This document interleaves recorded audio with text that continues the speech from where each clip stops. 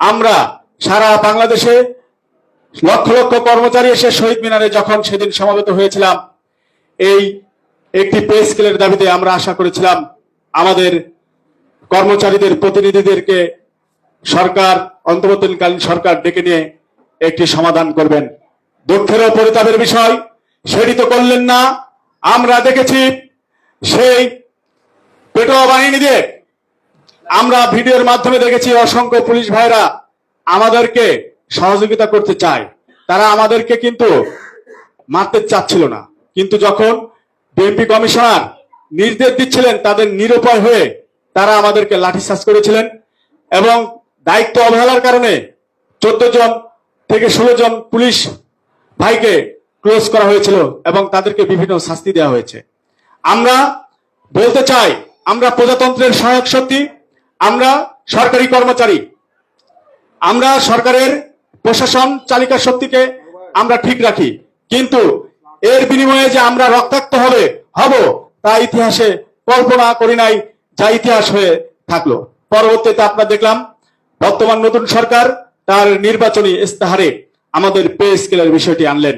আমরা খুবই আনন্দিত হয়েছি এবং স্বপ্ন দেখতেছিলাম।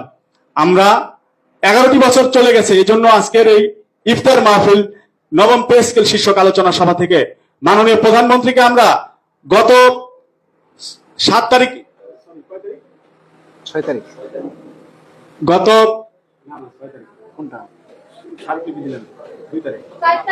4 তারিখ,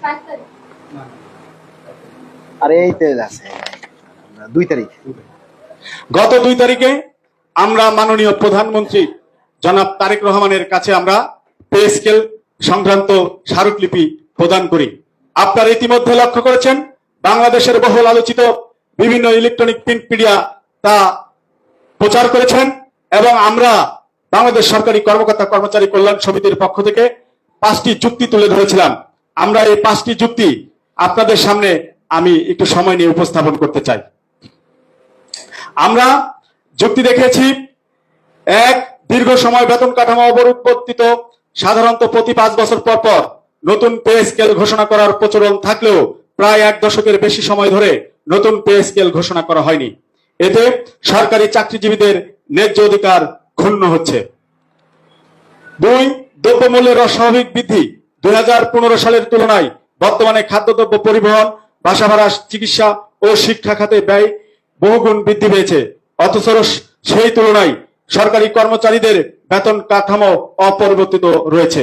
3, সরকারি চাকরির মর্যাদা ও আকর্ষণ কমে যাওয়া। বর্তমান বেতন কাঠামো বাস্তব জীবনের ব্যয়ের সাথে সামঞ্জস্যপূর্ণ না হয় অনেক ক্ষেত্রে সরকারি চাকরির প্রতি আগ্রহ কমে যাচ্ছে এবং কর্মচারীদের মনোবলও নেতিবাচক প্রভাব পড়ছে। 4 নাম্বার আমরা যে যুক্তি তুলে ধরেছিলাম, প্রশাসনিক কার্যকারিতা বৃদ্ধি। যদি সরকারি কর্মকর্তা কর্মচারীদের ন্যায্য বেতন নিশ্চিত করা হয় তাহলে তাদের কর্মস্পৃহা ও দায়িত্ববোধ আরো বৃদ্ধি পাবে, যা রাষ্ট্রীয় সেবার মান উন্নত করতে সহায়ক হবে। সর্বশেষ আমরা 5 নম্বর দাবি যেটি তুলে ধরেছিলাম, সামাজিক নিরাপত্তা ও জীবনমান উন্নয়ন। সরকারি কর্মকর্তা কর্মচারীরা দেশের উন্নয়নের অন্যতম চালিকা শক্তি। তাদের জীবনমান উন্নত হলে তা রাষ্ট্রের সামগ্রিক উন্নয়নে ইতিবাচক ভূমিকা রাখবে।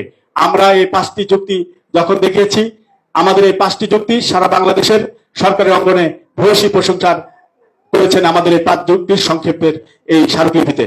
যাই হোক, আজকের এই ইফতার মাহফিল থেকে মাননীয় সরকার মহোদয়কে বলবো, যেহেতু নির্বাচনী ইস্তেহারে আপনাদের এই কমিটমেন্ট দেওয়া আছে, তাই অবিলম্বে যদি পারেন ঈদের আগে একটি উপহার কর্মচারী 22 লক্ষ কর্মচারীদের দিবেন। আর যদি তা সম্ভব যদি না হয়, ধাপে ধাপে দ্রুত সময়ের মধ্যে আমরা জুলাইয়ের 1 তারিখে ঘোষণা আসবে জানুয়ারির 1 থেকে 2026 থেকে কার্যকর করার, এই দাবি জানাই সারা বাংলাদেশের কর্মচারীদের পক্ষ থেকে। আমরা সরকারের বিরুদ্ধে কথা বলতে চাই না, আমরা সরকারের সহায়ক শক্তি। পে স্কেল একটি সার্বজনীন দাবি, এটা কোনো দলের দাবি না, এটা সর্বজনীন দাবি। তাই প্রজাতন্ত্রের মধ্যে অস্থিরতা, হতাশা এবং কাজের মান, জীবন মান এবং আমাদের উন্নত জীবন এবং সুস্থ সেবা জনগণকে দিতে হলে অবশ্যই প্রজাতন্ত্রের কর্মচারীদেরকে অবশ্যই আপনাদেরকে একটি ভালো মর্যাদা এবং সম্মানজনক সম্মানী দেওয়া উচিত। এই আশাবাদ ব্যক্ত করছি।